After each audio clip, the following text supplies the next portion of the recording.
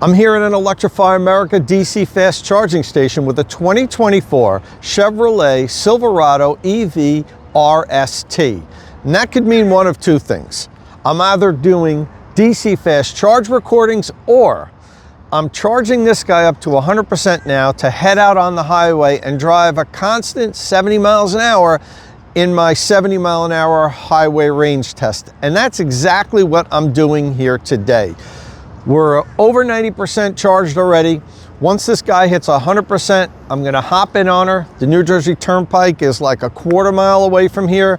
I'm gonna drive in long loops up and down the New Jersey Turnpike, probably all day, because this thing has more than 200 kilowatt hour of usable energy, and it's rated to go 440 miles. That's the combined rating, that's not the highway rating, but still, I'm expecting to drive this guy more than 400 miles at a constant 70 miles an hour today. We don't know exactly how far we'll go till I do it, but that's what I'm thinking. I'm thinking 420, 430, somewhere in that range, based on the feedback I've gotten from Silverado EV owners. Now, the weather conditions today are very favorable for this range test. It's going to be around 70 degrees, low wind, no real chance of rain, even though it's overcast. So I shouldn't need to use too much climate control, and the wind won't be a factor. I'm going to finish topping this guy off now and get on the highway, where I'll talk about the other things we do to set up the vehicle so that when I do these range tests, all the vehicles are always treated the same way. So let me finish topping off, maybe make a bathroom break over there at Walmart before I start, because I'm going to try to do this whole range test without stopping at all. I'll see you when I'm on the road.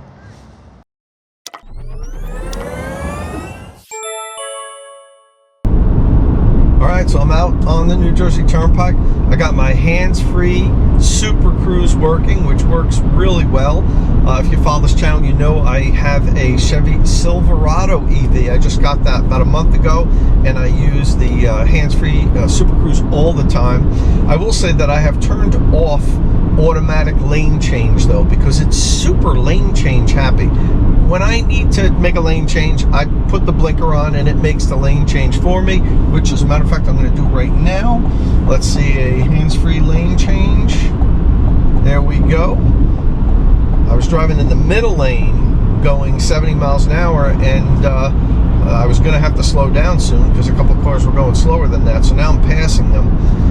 But now there's some cars coming up on me fast, because the fast lane usually goes a lot faster than that, so I'm going to get over and get out of their way. I just passed one car. I wanted to pass two. He is right on my butt. Look at this guy. So, but I understand the fast lane's for passing. And now I am going 70 miles an hour, which is my goal here. I actually have the speedometer set for 71 because I did some testing with the Silverado before this range test, and I found the speedometer's off a little bit at 70 miles an hour. I use a couple GPS apps, and they give me a true speed, and this happens really frequently. Most of the cars are off a little bit. Sometimes they're on right on, but sometimes they're off. Let me see one second, because I'm down to 70 miles an hour here. I need to pass this car. Let's see if it's going to make the lane change now. No, there's a Tesla Model S coming up on my side, so it's going to do that lane change after the Model S. Let's see. Come on. There we go. Yep. So yeah, so we're doing the lane change now, and it's set to 71 miles an hour, the Super Cruise, because at 70, all my GPS apps were showing that we were going 69 miles an hour. And as I said, that happens really frequently. If you watch my range tests here, that happens quite often, where I have to adjust this, but sometimes it's off by 2 or 3 miles an hour, but the Silverado just is 1 mile an hour. So in any event, we're on the turnpike now, heading south. I like to talk about the things that I do to make sure that all the range tests are fair and I can compare them side by side. The first thing I always do is make sure that all the tires are set perfectly to the manufacturer's specs. Now, the Silverado EV has monster, well, the RST version that I have here has monster tires and wheels. They're 24 inches, and the pressure is super high. The two front tires are set at 61, pounds per square inch, and the rear are 68. So I suppose it's because of the heavy weight. This thing weighs 9,100 pounds. It's incredibly heavy. I mean, my Lightning weighs 6,800 pounds. So, I mean, that's all in the battery pack. I think the battery pack accounts for a third of the weight of this. It's like a 3,000 pound battery pack. But with that, you get incredible range. So the tire pressure is set properly. I have the driving mode set to the most efficient driving mode, which is just normal with the GM Ultium vehicles. There's no like eco or economy mode.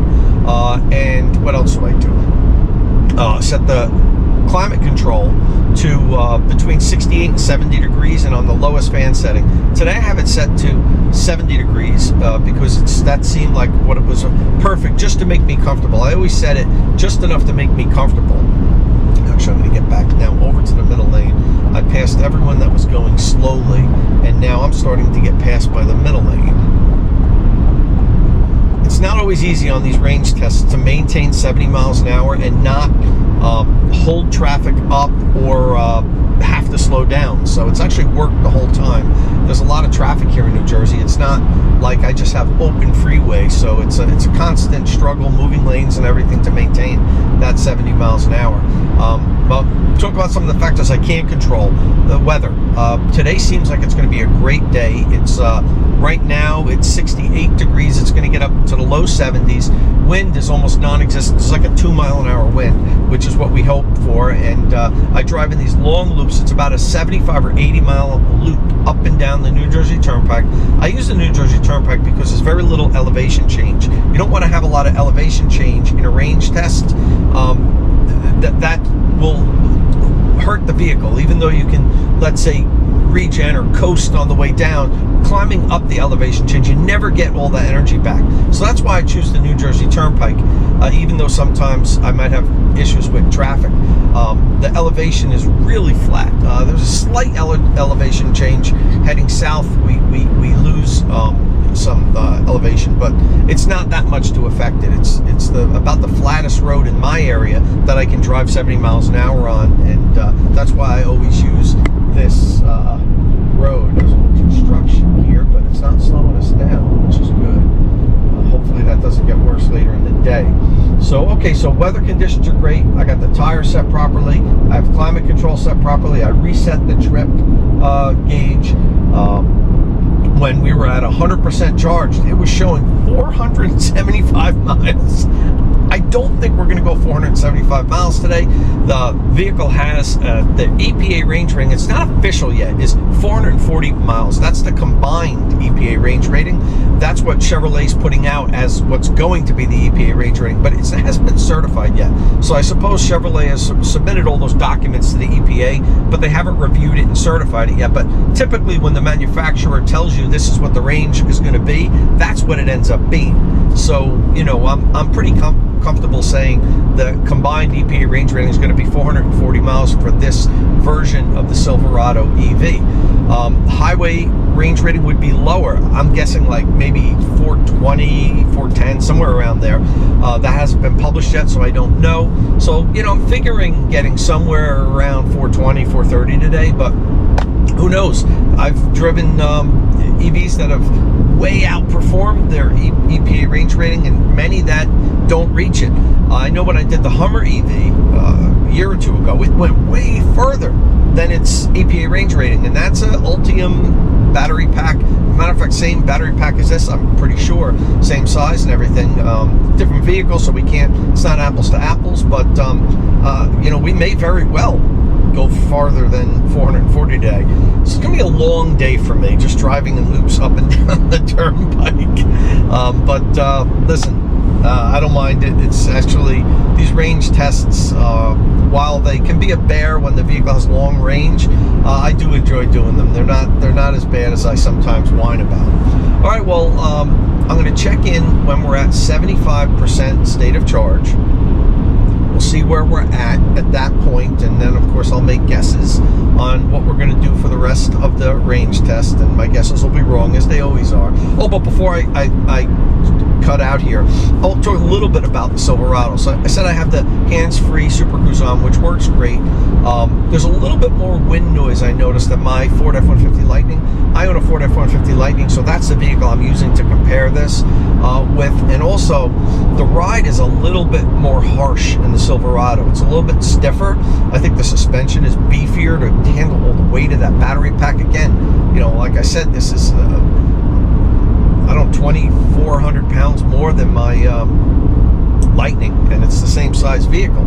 So the suspension's got to be beefier, and also the tires at 61 and 68 PSI, they're really, that's high pressure for tires, so that's going to contribute to maybe not having as soft and supple a driving experience as I have with the Lightning. So those are the two biggest things that I noticed. Other than that, seems like it's a nice, comfortable highway cruiser, and again, you know, the Lightning might be quieter, it might be softer, but it doesn't have anywhere near the range that this thing has with its 200 plus kilowatt hour battery pack. My Lightning has 131 kilowatt hour usable. I mean, this thing dwarfs the Lightning in battery pack size.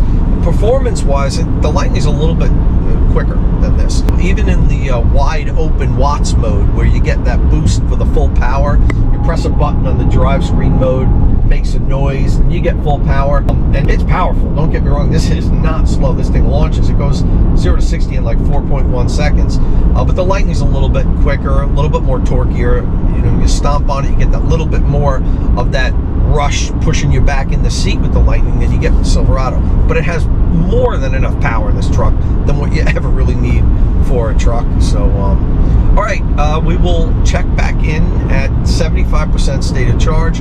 I'll make a prediction. We'll be at 109 miles. See you then. Okay, at the first check-in now, and I've gone 104.6 miles. My consumption rate is 2.1 miles per kilowatt hour, and we've used, at least according to the vehicle, 50 kilowatt hour. So that makes sense, right around 2.1 miles per kilowatt hour, 50 kilowatt hour, just about 105 miles. However, I'm a little surprised that we weren't able to access a little bit more kilowatt hour, because Chevrolet says that the Silverado EV has a usable capacity of 205 kilowatt hour, but with the Ultium vehicles, including my Equinox EV, I've noticed that there's more accessible kilowatt hour than what Chevrolet typically states. So I was really expecting in this range test to be able to access somewhere around 208, 209 kilowatt hour. So I thought for each leg I would get like 52, maybe even 53, somewhere kilowatt hour, and only to get 50 surprised me a little bit, from 100% down to 75%, but I might have an answer for that, and that's because when I DC fast charged the vehicle right before I started this trip, I was watching as we were getting close to 100%. You know, it goes to 97% and it stays there for a few minutes because it's charging slowly at the end, 98% for a few minutes, 99% for a few minutes. It seems like when it went to 100, it shut off pretty quickly. And that's one of two things. Either the vehicle was misreading the state of charge when it was at 98 and it really had 99, and it was very close to 100%, or sometimes the vehicle will shut off a little prematurely. All the cells aren't filled and balanced. That happens more so with DC fast chargers, I think, than level 2 AC chargers that charge slower. So I think it's possible that we weren't really at 100%. You know, the vehicle said 100% when I got in it, but the fact that I was only able to pull 50 kilowatt hour for that first 25%, we'll see later on in the range test when I drive it down to 50% and then 25%. If in those legs I'm able to access 53, 54, 52, 53, somewhere around there kilowatt hour, then I think what I'm suspecting happened at the DC fast charger could be the case, where it just shut off and there was still maybe 2 or 3 kilowatt hour left that I could have put into the pack and slowly balanced out all the cells, but the charger just shut off. We'll know later on in the test if that theory holds water or not. It still won't be proven that that's it, but it's a good chance that that might be the case. I mean, the vehicle's ability to read the state of charge could also be off by a little bit. This is a huge battery pack. There's a lot of kilowatt hour in there. Just a couple of them could affect, whether it's 98%, 99%. It's not a perfect science when the vehicles are reading the state of charge, its own battery pack state of charge. There's factors that influence how accurate it can be. So in any event, first leg pretty good, doing on target for over 400 miles. I think I said, 109 miles, I think I guessed that we were going to be at 75% state of charge. So I was 4.5 miles or so short, so pretty close. I still think that we're going to outperform the first leg in the other legs, because I've talked to a bunch of Silverado owners and even other journalists that have driven them on loan, and I think this guy's good for well over 400 miles. So we'll see. It's pretty good conditions. The only thing that I will say is that, and I'm going to actually ask it to make a lane change because I'm coming up on a truck and I don't want it to slow me down. The only thing that I will say is the wind has picked up a little bit. We're now at about 7 miles an hour wind, whereas it was like 2 or 3 miles an hour when we started. And in the next leg, it's going to be more of, it's not really a headwind. It's coming in from the east, but it was southeast. So it was pushing me a little bit in that first leg. And in the second leg, it's going to be more of a headwind, not a direct headwind. So that could affect our efficiency. We'll check in at 50% state of charge. We'll see where we're at that time. Alrighty, we're at the halfway point here, and we had a good leg. We went 109.2 miles in that leg, and now we're up to 213.8 miles driven. As I suspected, we were able to access more kilowatt hour in that leg. We used 54.5 kilowatt hour, 4.5 kilowatt hour more than the first leg. That's nearly 10% more. So I'm really starting to think that that's what happened. When the Charger shut off at 100%, it wasn't really 100%. I think we might have been 2 or 3 kilowatt hours shy of 100%, but it shut off. The vehicle said 100%. There's not much more I can do than that. But let's see how the rest of the legs turn out. So in that leg, our efficiency got worse. We averaged 1.9 mile per kilowatt hour, and now our overall consumption is 2 miles per kilowatt hour. It's down from the 2.1 mile per kilowatt hour we were at 75% charge. So yeah, I think the headwind had something to do about it. As I mentioned in the last segment, we had some wind increase from the beginning of the range test. It went up to about 7 or 8%. I even saw some gusts to 9%. So I think that's what made our consumption get worse. Luckily, we had more kilowatt hour to access, so we actually went farther, even though our consumption was lower from 75% down to 50% than we were able to do from 100% to 75%. So we're tracking pretty good here now.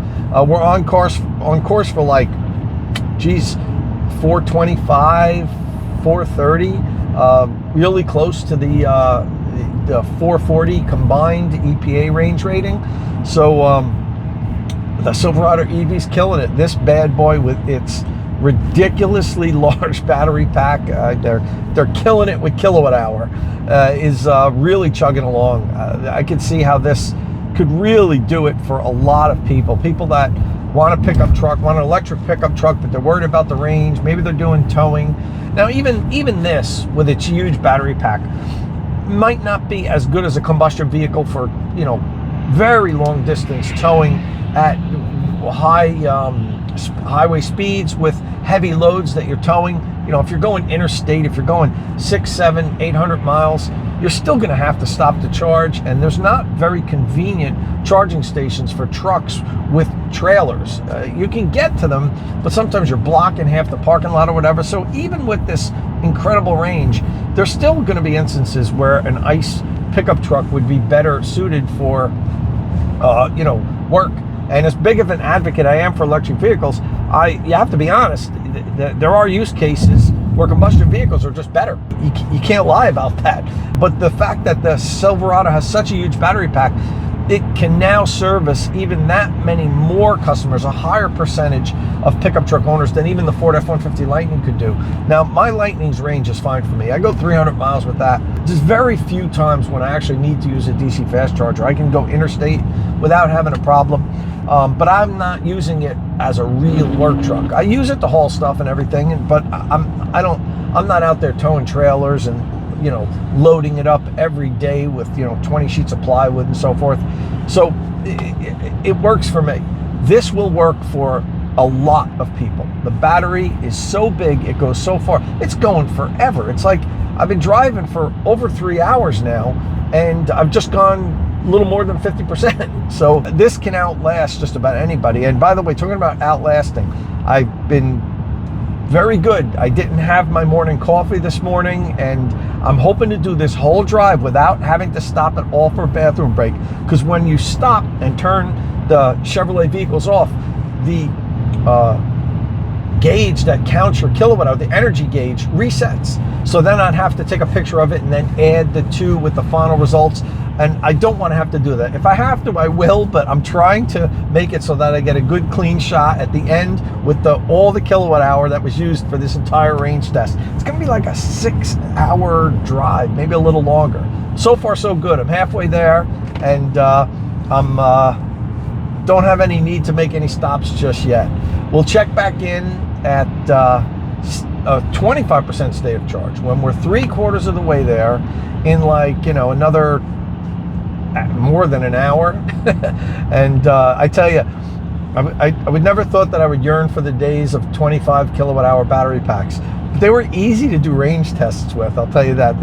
These monster battery packs and the Lucid Air with its efficiency going 500 miles, and now this is going to go more than 400 miles. They're making me earn my money with these range tests, I'll tell you that. Well, see ya at 25%. State of Charge is powered by Qmerit. After I've helped you decide which electric vehicle charging equipment you're going to buy, follow the link in the description of my videos and let the EV charging installation professionals at Qmerit install it. Okay, we're at 25% state of charge at the last check-in until we finish, and we continue to go farther every quarter of the range test. In that quarter, from 50% down to 25%, I went 115.3 miles, and we're at 329.1 miles driven, and I still have a quarter of the battery left. The Silverado is a range beast. It's a charging beast too.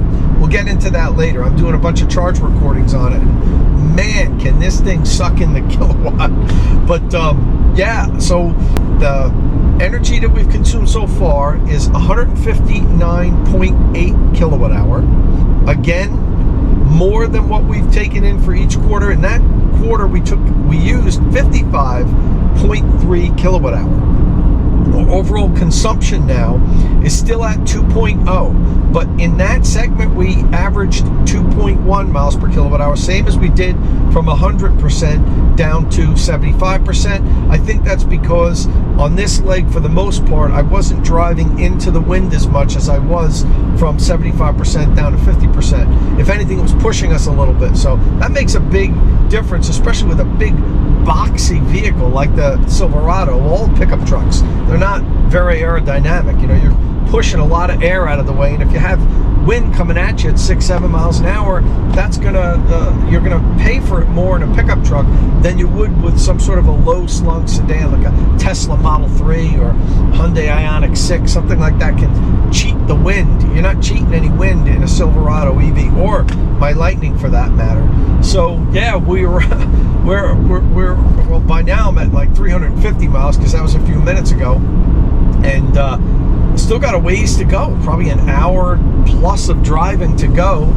We're on track to go deep into the 400s, so that's really good. It looks like we might hit the combined EPA range rating. As I said earlier, though it's not official yet, that's what Chevrolet expects the Silverado EV to come in at once the EPA certifies the documents that the Chevrolet submits. That's what happens. The companies themselves do the range testing. I think a lot of people think the EPA does. The companies do the range testing. They supply all the documents to the EPA, and the EPA can do a couple of things. They can accept it as it is. They can say, well, there's something here we don't like, I want you to redo it. Or they can say, okay, we're accepting it as it is now, but we'd also want one of the vehicles to do our own range testing just to confirm everything you did was correct. They kind of cherry pick which vehicles they're going to do. They don't test all the vehicles. The manufacturers do that, and then the EPA just selects certain ones to confirm with the manufacturer's results. So yeah, 440 looks like we might hit that, and that's nuts. I mean, that's not much less than the range test that I did on the Lucid Air recently. And I'm getting a redirection here for some reason on my GPS. Oh, and it says getting ready for fast charging. I have to shut that off. I don't want the vehicle to precondition. We're going to go into charging, fast charge prep, and then stop. Because I do have the charger that I'm going to go to as my destination. It just kind of keeps me along the route, and then right before I were to get off, I'm going to cancel it and then head south on the turnpike again. So it thought I was going there, and it was starting the battery conditioning, which I will not allow it to do on the range test. I don't want to use any of that energy that I could use for driving more miles to warm up the battery. Heating the battery up is not my concern right now. It's getting as many miles as I can out of the battery pack.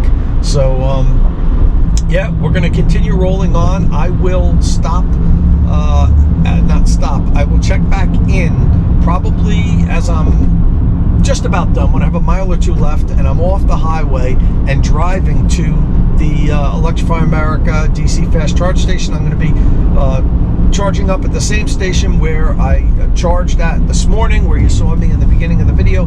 I like to, whenever possible, start and stop at the same place. So again, it's helping to offset any elevation change. You're not starting here and ending here. You're starting and stopping at the same place. That's just the right way to do a range test. So we'll check back in when I am hopefully on proverbial fumes and just a couple of miles from the charging station. Hopefully we're going to be at somewhere around 440 miles by then. It's been a long day. All right, well, I'm off the highway. I was just able to pull over to turn my cameras on. I have to wait till I get to a safe area to do that. But I'm off the highway. I pulled off the highway at 437.8 miles. I'm still at 1% state of charge, and I am like just about 0.2 of a mile to the charging station, to the Electrify America station. Let me see here, put my blinker on, turn here. I'm still at 1% state of charge, but right now I'm at 439.8 miles. So we're gonna hit 440 miles. I mean, I'm gonna hit a second, which is the range rating for the Silverado EV, which is amazing. I did it at 70 miles an hour. The conditions were very good. The wind died down after the last time we checked in. It's been like 73 to 75 degrees the whole day. Other than having a little bit of wind, it was perfect range weather today. So I'm still at 1% state of charge. I like to drive it to 0, so I'm gonna do a Kyle Connor and drive around the parking lot a little bit at the end to make sure that it hits 0. So let's see, I don't want to hit anybody. I'm in a Walmart parking lot here, and there are lots of old people walking slowly in front of me. Let me get by them to a safe area before okay. So still at 1%, but it's been at 1% for at least 3 or 4 miles now. And I was getting about a little more than 4 miles per percent. So it should be ticking down any second now. It still has decent power. I'm in turtle mode. I'm getting all the warnings, battery low, charger battery. I got plenty of warnings, plug in now. You're not gonna make your destination. The GPS was telling me for the last half an hour that I won't make it, but I was watching and I had the exact amount of remaining miles as what the vehicle was telling me. But of course, General Motors cars just say low after you get down to like 3% state of charge. So I don't know what that is right now, but I'm here, so I made it. But it was a little white knuckle for a little while. I actually thought about turning off the air conditioning at one point when I had like 10 miles left. And I'm like, if I run a half a mile short, I'm gonna be mad that I turned it I didn't turn it off, but I didn't. I left it on the whole time. So now I'm just going to go kind of up and down. I can't believe this thing isn't going to 0. It's been 0. It was on 1 when I was getting off the highway. And I've driven like 4.5 miles, 5 miles since then. So, I mean, any second this thing's going to tick to 0. Let me go around this Dodge Charger. This guy's just like, doesn't know what he wants to do. And hopefully there'll be a 350 kilowatt charger open.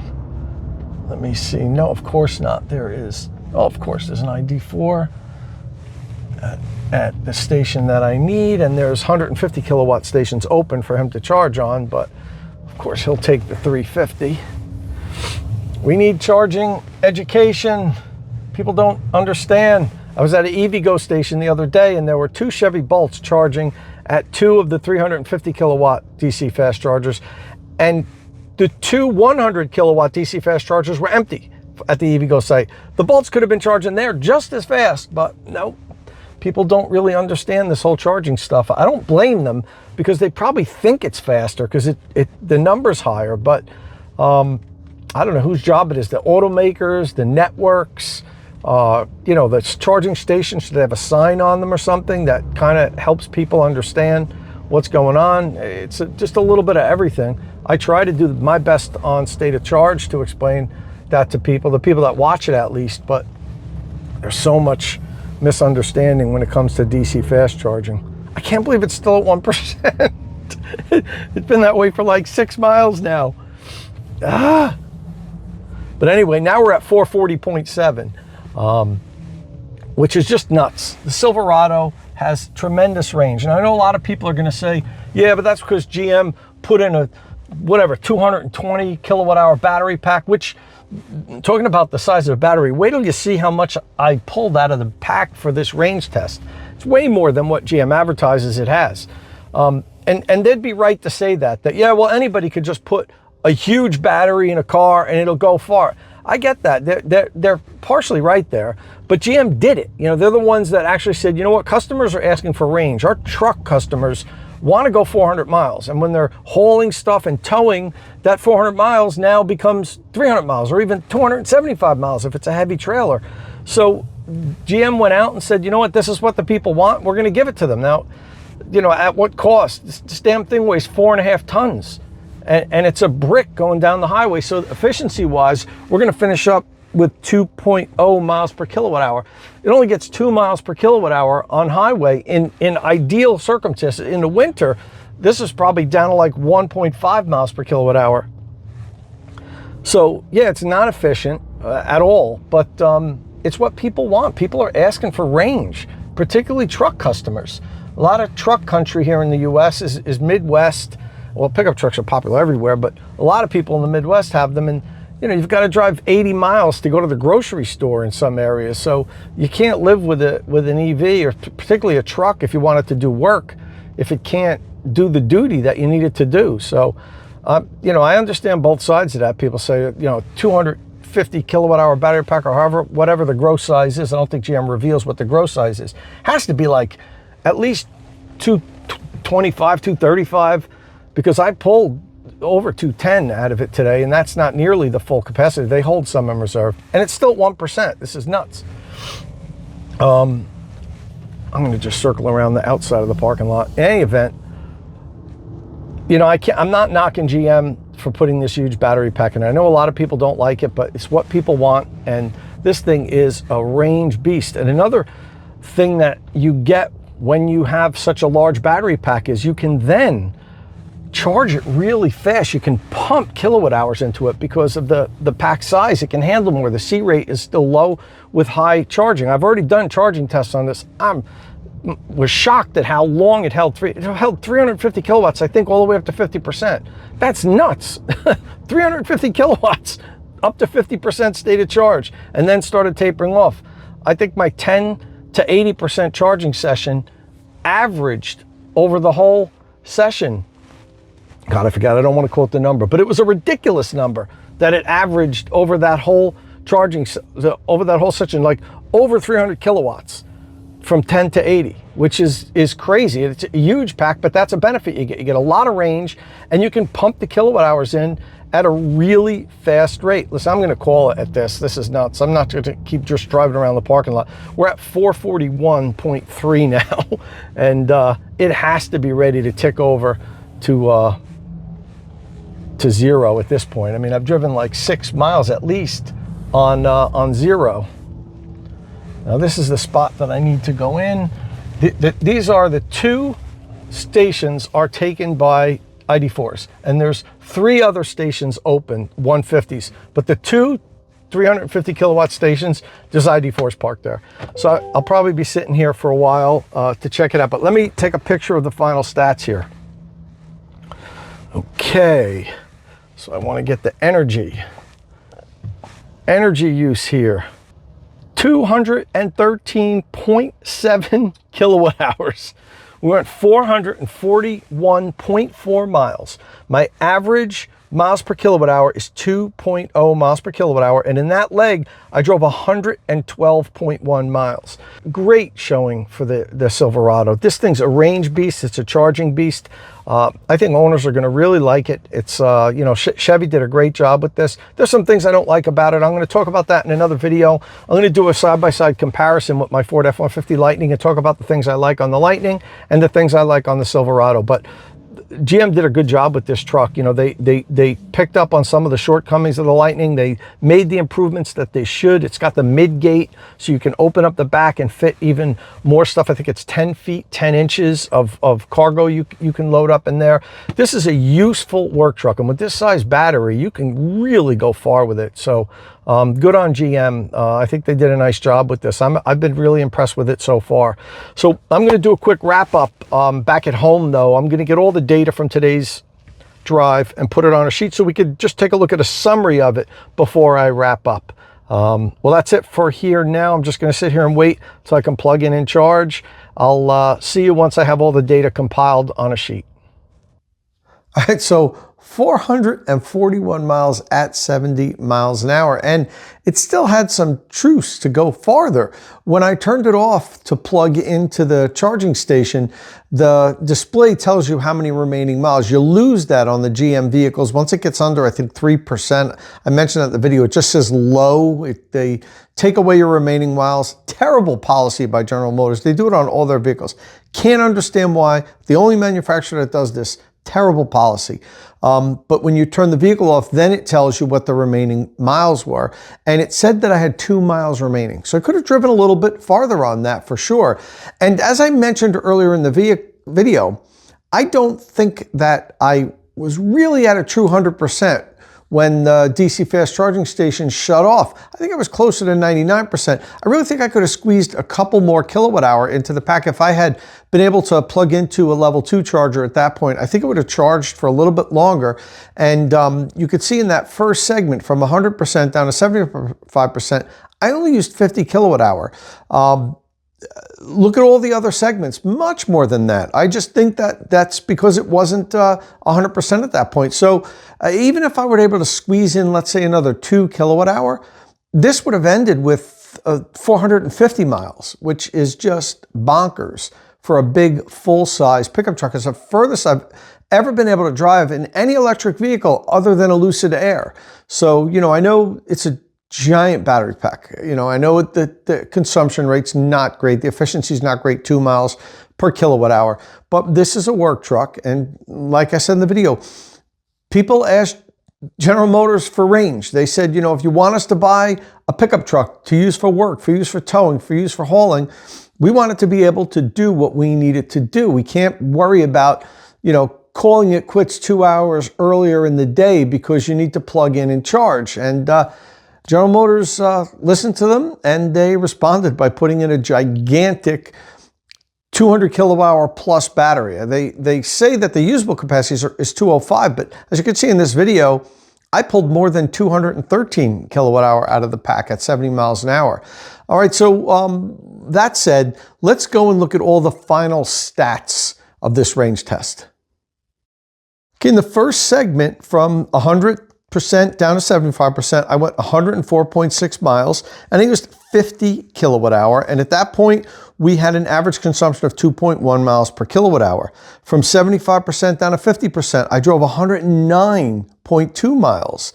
And in that segment, I used 54.5 kilowatt hour for a total of 104.5 kilowatt hour used. And now I was averaging 2 miles per kilowatt hour because in that segment, we're a little bit less efficient. From 50% down to 25%, we drove 115.3 miles, the furthest of any of the segments.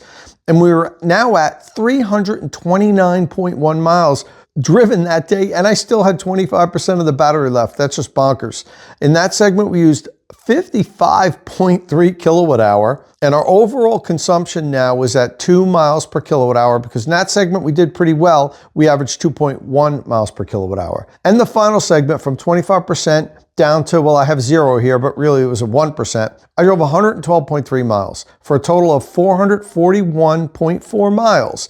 And in that segment, we used 53.9 kilowatt hours. So just about 54 kilowatt hour. If you look at the last 3 segments, 54.5, 55.3, 53.9 with 1% left. It's clear that that first segment just didn't have as much energy as the final 3 segments. And we finished up with a total amount of kilowatt hour used is 213.7 and a final consumption rate of 2 miles per kilowatt hour.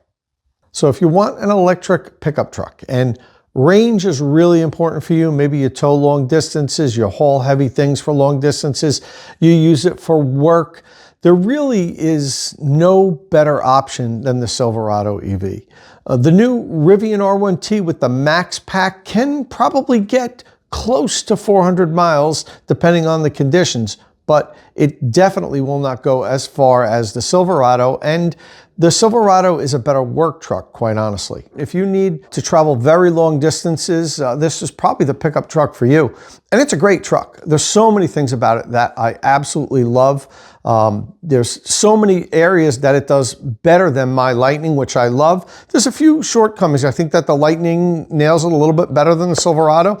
And what I'm going to do next is put out a video comparing the two. I'm going to park the two next to each other and just go back and forth between the vehicles, list which ones have better feature in this category, which ones do this better, and then see just how well the Lightning, which is over 2 years old now, stacks up to the new, latest, greatest electric pickup truck that there is. Well, that's it for the range test here today. If you have any questions or comments, leave them in the comment section below. And if this is your first time here at State of Charge, please hit that subscribe button and ring the notification bell so you don't miss any upcoming electric vehicle news and reviews. And as always, thanks for watching.